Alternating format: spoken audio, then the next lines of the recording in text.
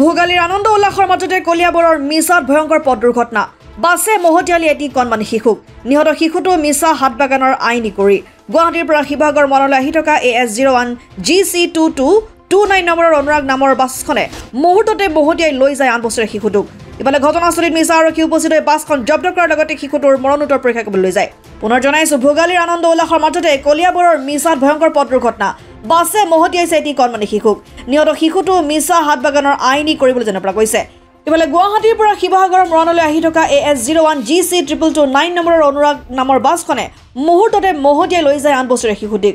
ইফালে ঘটনাস্থলীত মিছা আৰক্ষী উপস্থিত হৈ বাছখন জব্দ কৰাৰ লগতে শিশুটিৰ মৃতদেহ মৰণোত্তৰ পৰীক্ষাৰ বাবে লৈ যায় বেংকলৈ আহিছিল ৰেচনটো বেংকত নেপালোগৈ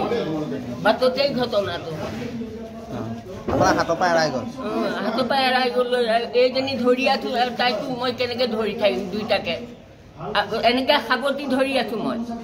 তাৰপৰা উঠা মাৰি দৌৰ মাৰিলে আপোনাৰ কোন হয় কোন হয় আপোনাৰ ল'ৰা আপোনাৰ নাতি নাতি কি নাম আছিলে